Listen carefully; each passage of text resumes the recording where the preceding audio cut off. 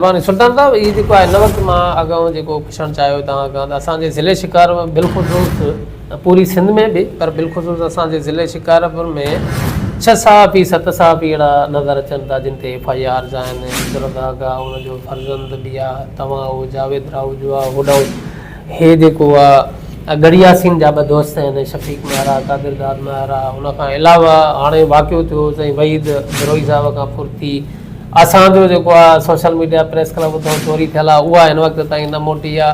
मतिलबु ईअं मुख़्तलिफ़ सहाफ़ी दोस्त असांजा इलाही सारा क्राइसिस ऐं मसाइल जो शिकार आहे। तव्हांजो सहाफ़ती तनज़ीमूं छो ख़ामोश आहिनि हिन हवाले सां, या असांजा एक्टिव जेके सहाफ़ी आहिनि सीनियर सहाफ़ी आहिनि उहे बि इन मसाइल जी तरफ़ जेको आहे सोल्यूशन जी तरफ़ तवजो नथा ॾियनि, सहाफ़ी जो ॿांह बेली थियण जे लाइ तयारु न आहे।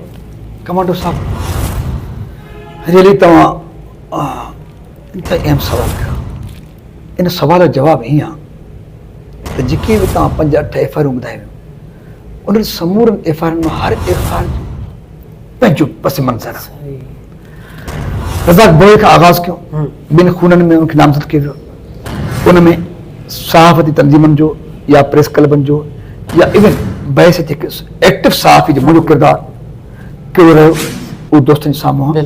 ऐं उन किरदार जे नतीजे में शिकारपुर पुलिस जो भी जबरदस्त रिस्पॉन्स हुयो, SSP शिकारपुर जबरदस्त रिस्पॉन्स हुयो। 2 खून जो मामलो केतिरा ॾींहं गुज़री विया पोइ बि FIR न थी। पोइ कोर्ट विया, कोर्ट में 22A जेको कानूनी हिकिड़ी शिक आहे जेको वञे तन मन अन जीअं FIR जी गुंजाइश आहे कानून में, उन खां पोइ FIR थी वई आहे। पर उनजे बावजूद बि जेका FIR थी आहे त उन अब्दुल रज़ाक बरोई साहिब सां या उनजे पुट सां पुलिस ज्यादती न कई आहे, का गिरफ़्तारी न थी आहे, बल्कि असांखे SSP शिकारपुर इहा पक ॾिनी आहे त उनजी बिल्कुलु शफ़ाफ़ इंक्वायरी थींदी। वहीद साहिब सां उहा ई ॻाल्हि, वहीद बरोई साहिब जी ॻाल्हि तव्हां ज़बरदस्त कढी आहे। वहीद बरोई साहिब एक्टिव ऐं बहादुर सहाफ़ी आहे, उनखे टारगेट बणाए फुरियो वियो आहे। कमांडो पैवर साहिब तव्हांजे इन प्रोग्राम ज़रिए मां इंकशाफ थो कयां, उन कुवतनि खे ॿुधाइण थो चाहियां जेके कुवतूं हक़ीक़तनि खां बेख़बर आहिनि त वहीद बरोईअ खे उन्हनि निशानो बणायो जिन खे मां शिकारपुर जे अल्लाह वारे नाले जे हेठों हज़ारत चौक ते बि ललकारियो हो, जंहिंमें असां अली सन जतोई जो नालो बि खयो होसीं, छाकाणि त उन में हुया जतोई गैंग जा माण्हू ऐं शेख गैंग जा माण्हू, चंगी गैंग जा माण्हू।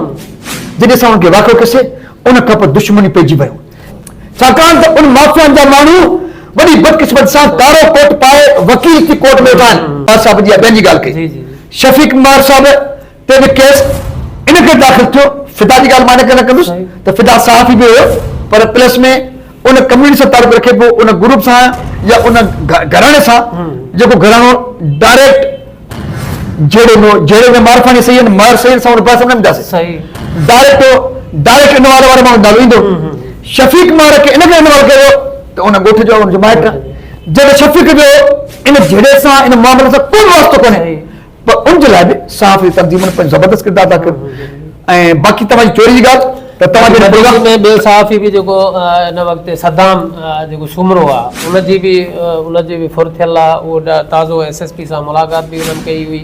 अच्छा ॾिसो, सदाम सुमरे साहिब जी फुर्त थी वई या सोशल मीडिया प्रेस क्लब तव्हांजी प्रेस क्लब जी फुर्त थी वई, इहे वाक़िया आम रूटीन जा वाक़िया भले तव्हां वेठा पिया आहियो। जी जी हा, उन में पुलिस लाइन कई आहे, रिकवरी न थी आहे, त तव्हांजे प्रोग्राम जे थ्रू मां SSP शिकारपुर शाहज़ेब चादर साहिब खे अपील कंदुसि त सहाफ़ी जा नंढा नंढा इशू इन्हनि खे प्रायोरिटी बुनियादनि ते तव्हांखे हल करणु घुरिजे, छाकाणि त पुलिस जे अंदरि बि कारियूं रीडियूं मौजूदु आहिनि। SSP ऐं मीडिया इन विच में गैप पैदा करण जी कोशिशि कनि था। मां सम्झां थो इहो सबबु तव्हांजी रिकवरी बि न थी आहे ऐं सदाम सुमरे साहिब रिकवरी न थी आहे। उहे सभई कारियूं रीडियूं जेके विच में गैप्स पैदा कनि था, जेको मामला ख़राब था कनि। SSP जो तो सहाफ़ी ग़लति आहे, सहाफ़ी जो तो SSP ग़लति आहे। ग़लति न सहाफ़ी आहे न ग़लति SSP आहे, ग़लति उहे कारियूं रीडियूं आहिनि जेके इख़्तिलाफ़ था पैदा कनि।